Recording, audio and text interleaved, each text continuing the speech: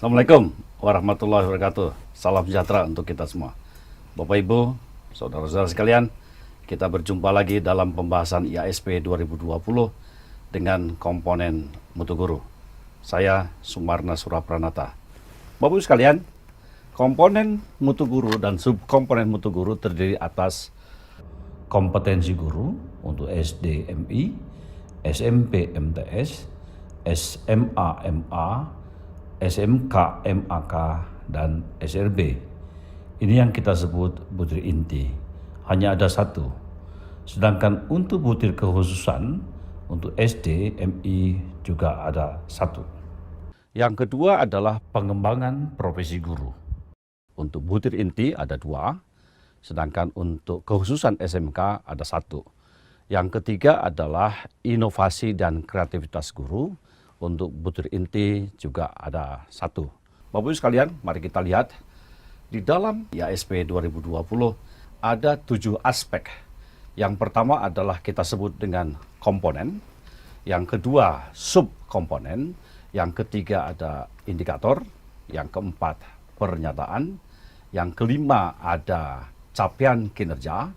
Yang keenam ada bagaimana pembuktian kinerja dilakukan. Dan yang terakhir adalah kesimpulan hasil penilaian.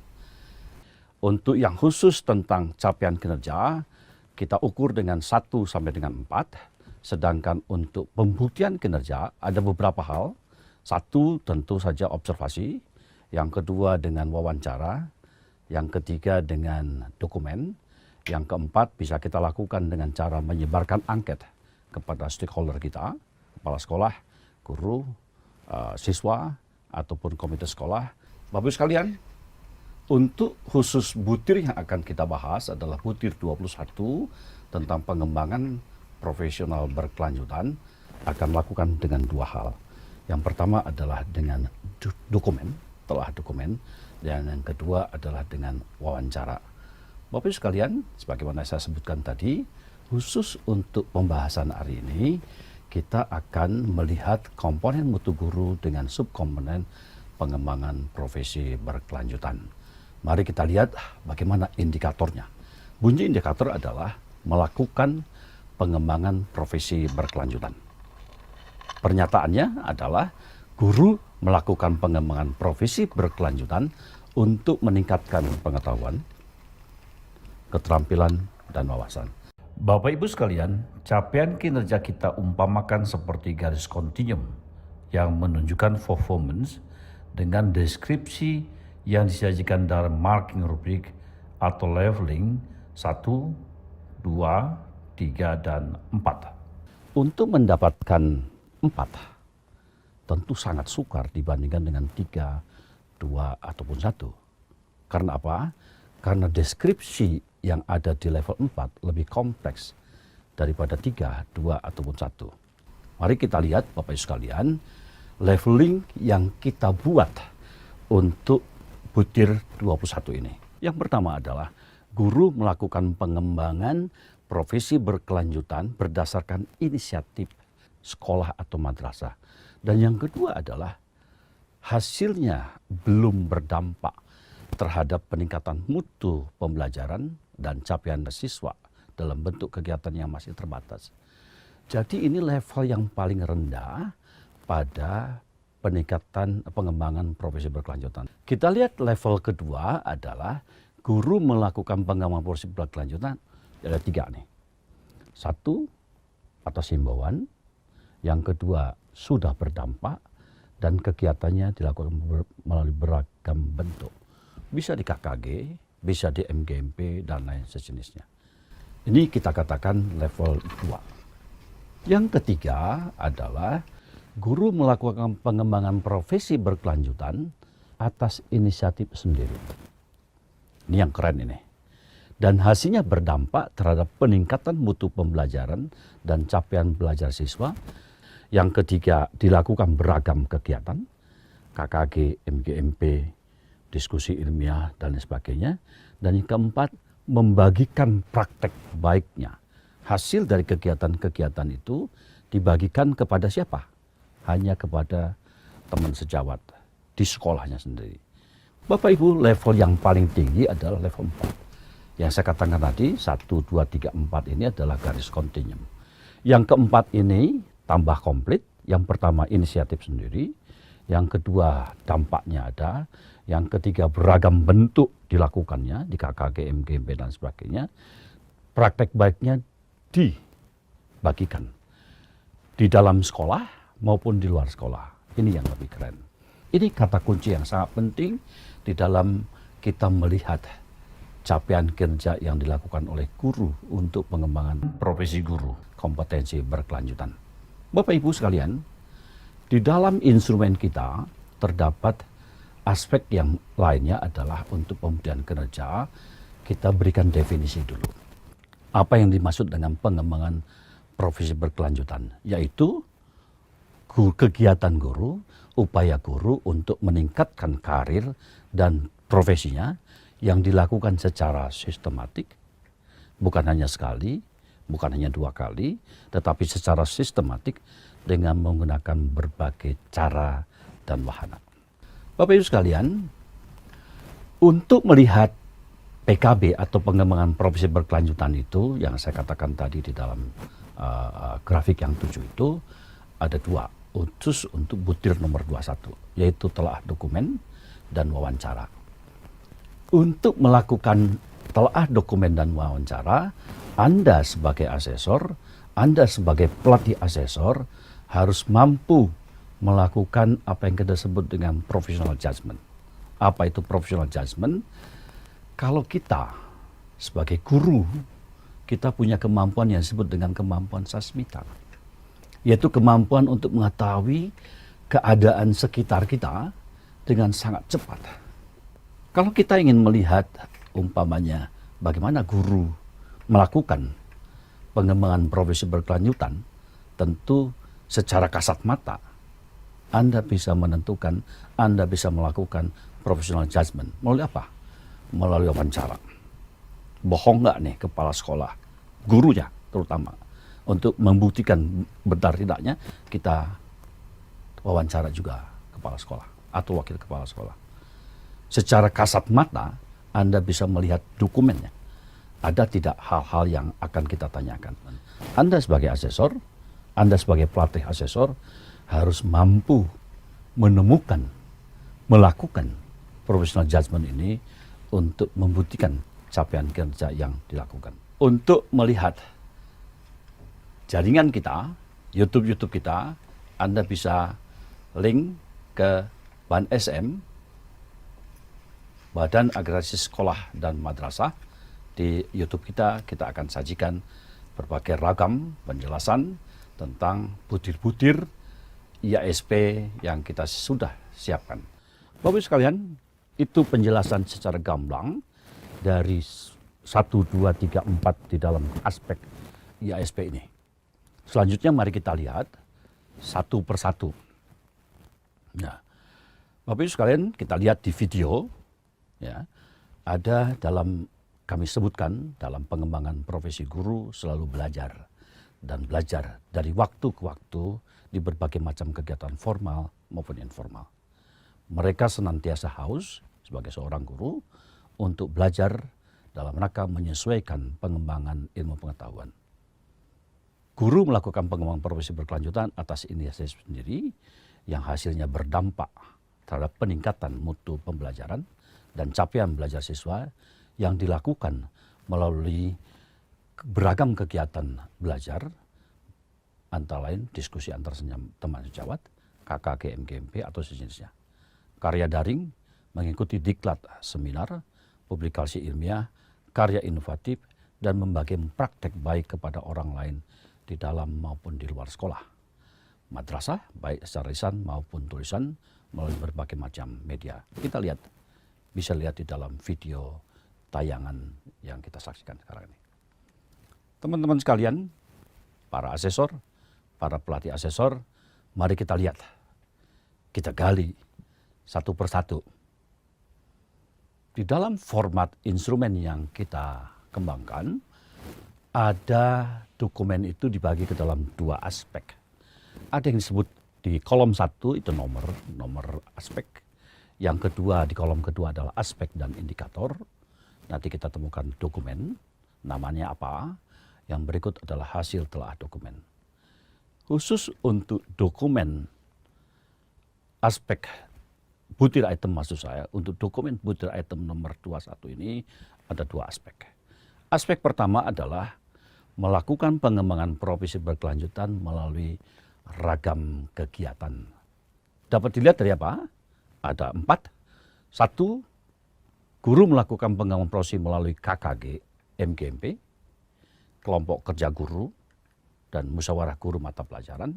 Bisa juga melalui diskusi seminar diklat, bisa melalui pengembangan publikasi karya ilmiah, ataupun melalui pembuatan karya inovasi. Anda sebagai asesor tentu bisa melihat sekali lagi bagaimana Anda mencari dokumen itu. 1, bisa saja ada nggak program pengembangan profesi berkelanjutan? Tanya sekolah, tanya guru. Yang berikutnya, ada nggak undangan? Tentu guru dapat undangan. Undangan itu nanti membuktikan di mana mereka melakukan kegiatan. Di KKG kah, di MGMB kah, atau diskusi. Yang ketiga, melalui materi KKG MGMB-nya. Misalnya bisa ditunjukkan KKG tertentu menghasilkan RPP, menghasilkan soal-soal, ada dokumennya. Berikutnya bisa juga surat tugas.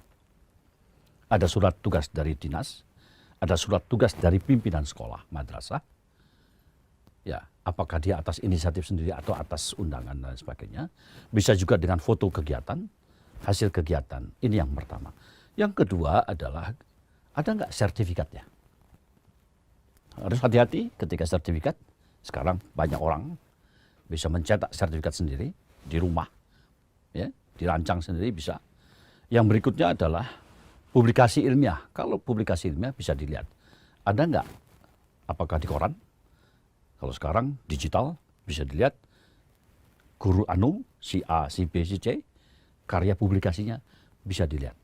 Yang berikutnya ada nggak karya inovasinya?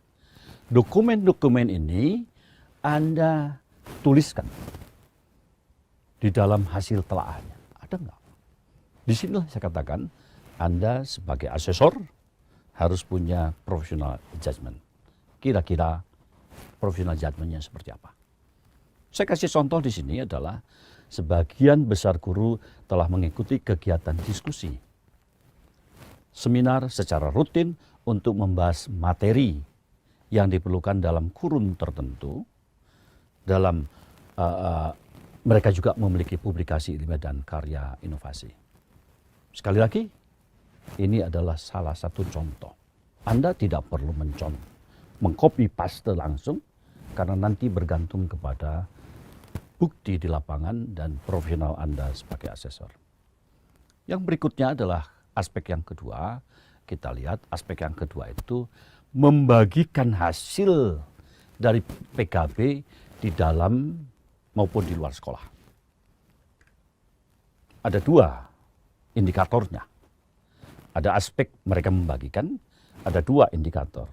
Indikator pertama adalah mereka sebagai pemakalah.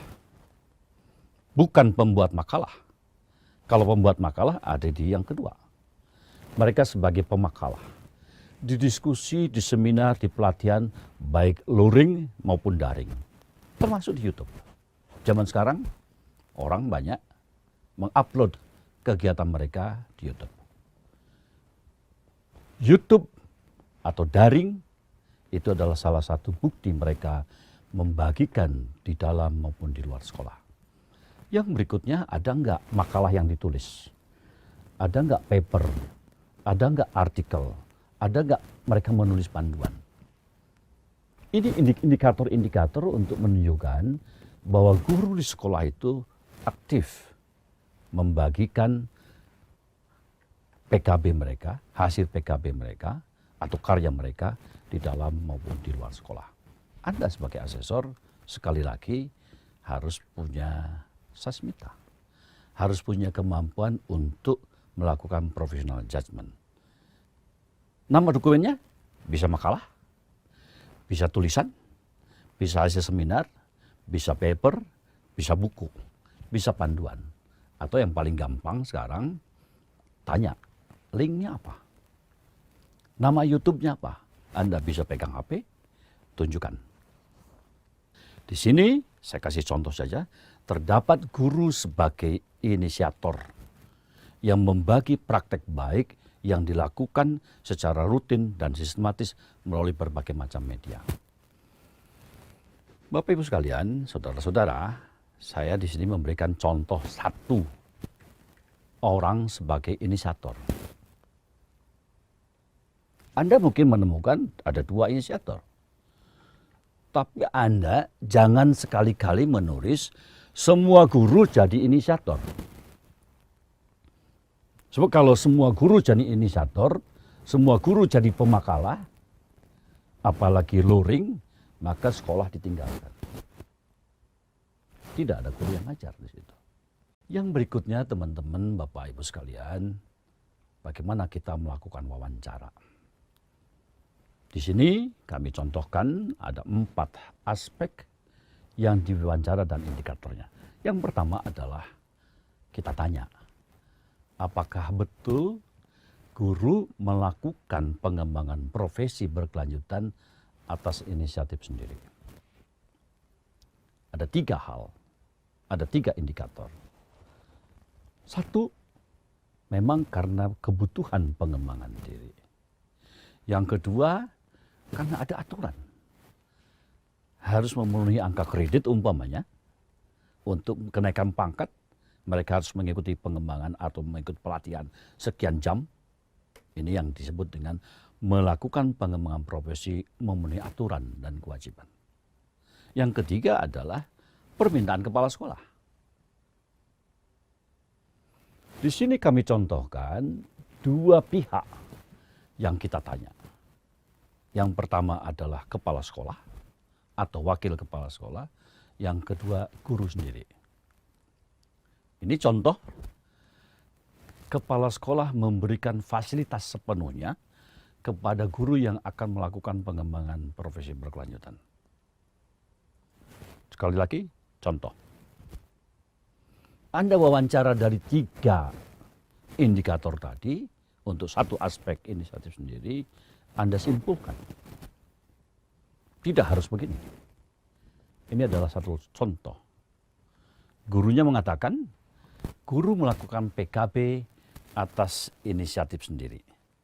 Aspek kedua, kita akan mengukur, akan melihat dampak pengembangan profesi guru terhadap peningkatan mutu guru dalam pembelajaran maupun capaian belajar siswa dari segi akademik dan non-akademik. Ada 3 indikator yang kita lihat. 1, yang adalah pengembangan profesi ini berdampak apa tidak. Ada manfaatnya apa tidak. Yang kedua, apakah ada peningkatan mutu pembelajaran. Berubah enggak cara guru mengajar, metodologi mengajar, penggunaan alat-alat yang dipakai untuk memperagakan mata pelajaran tertentu. Berubah apa enggak? Dan yang ketiga juga yang sangat penting adalah ada enggak perubahan capaian belajar siswa dari akademik maupun non-akademik. Itu adalah indikator untuk melihat dampak. Kita lihat bagaimana hasil wawancara kita terhadap kepala sekolah.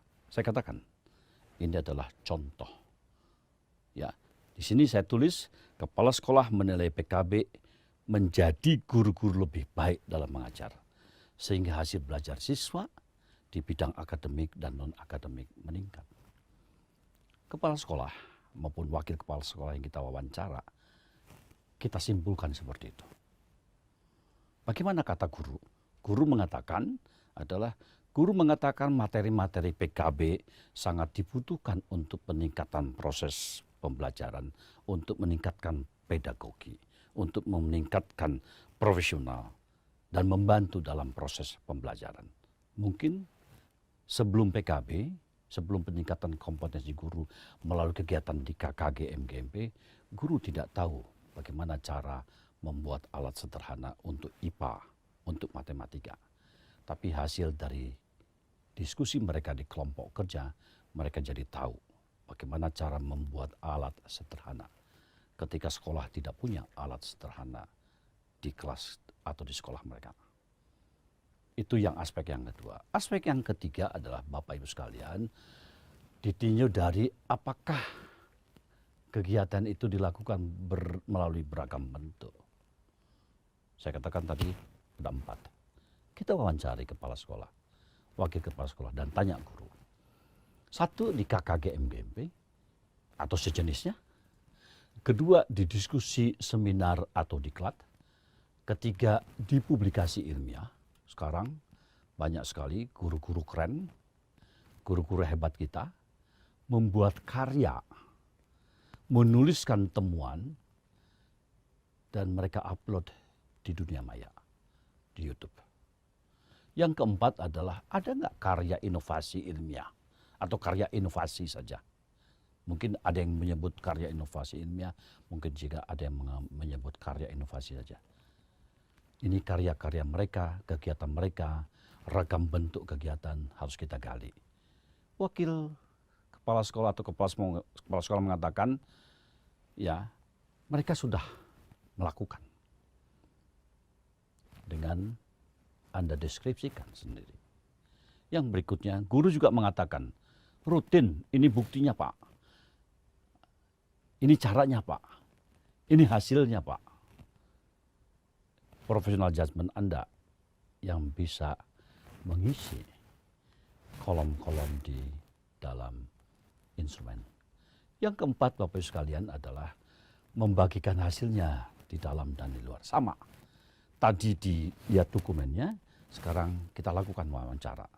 Pemakalah maupun pemateri maupun buku, paket, dan sebagainya. Tanya kepala sekolahnya, tanya gurunya. Ini poin yang sangat penting kita lakukan dengan 2 cara untuk mencari tahu, untuk membuktikan capaian kinerja guru melalui peningkatan kompetensi berkelanjutan.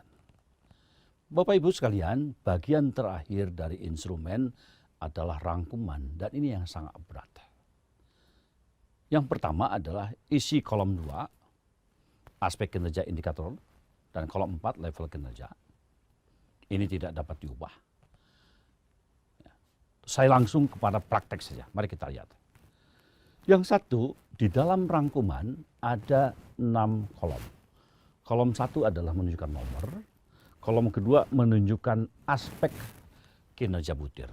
Saya ambil contoh di sini, melakukan pengembangan profesi berkelanjutan atas inisiatif sendiri. Deskripsi hasil Anda melakukan telah dokumen dan wawancara, Anda menuliskan apa? Bergantung kepada data dan fakta, bukan imajinasi. Di sini berikan contoh, untuk pengembangan dirinya, guru melakukan PKB atas inisiatif sendiri yang mendapatkan dukungan dari kepala sekolah. Sekali Anda menuliskan di kolom 3,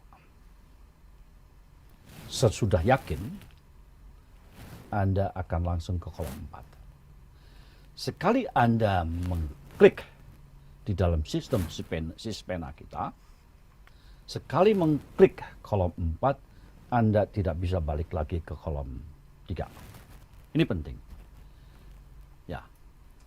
Di dalam kolom 4 akan Anda temukan deskripsi level kinerja untuk aspek 1.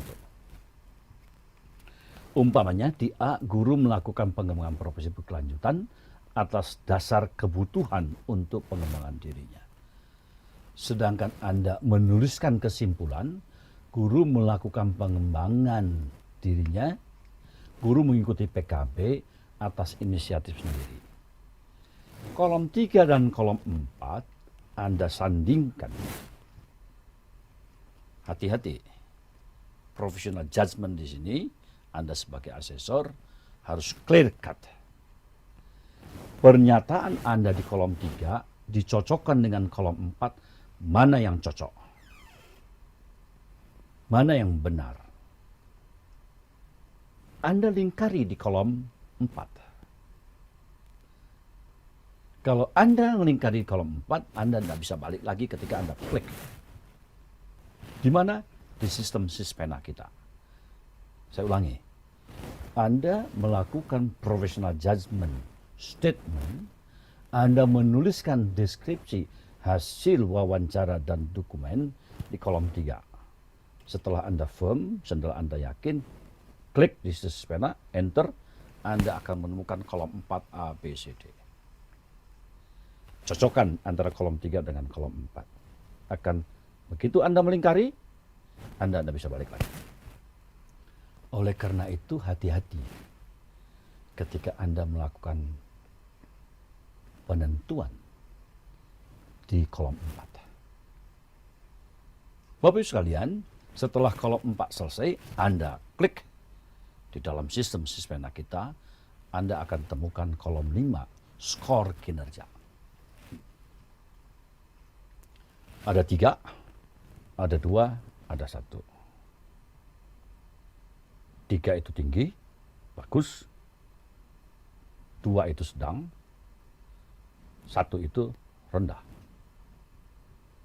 Anda tentukan kolom 5 ini skor mana untuk skor kinerja, untuk level kinerja yang sesuai dengan deskripsi hasil temuan Anda di wawancara atau telaah dokumen pada kasus soal nomor 21 ini. Saya kasih contoh umpamanya Anda lingkari 3.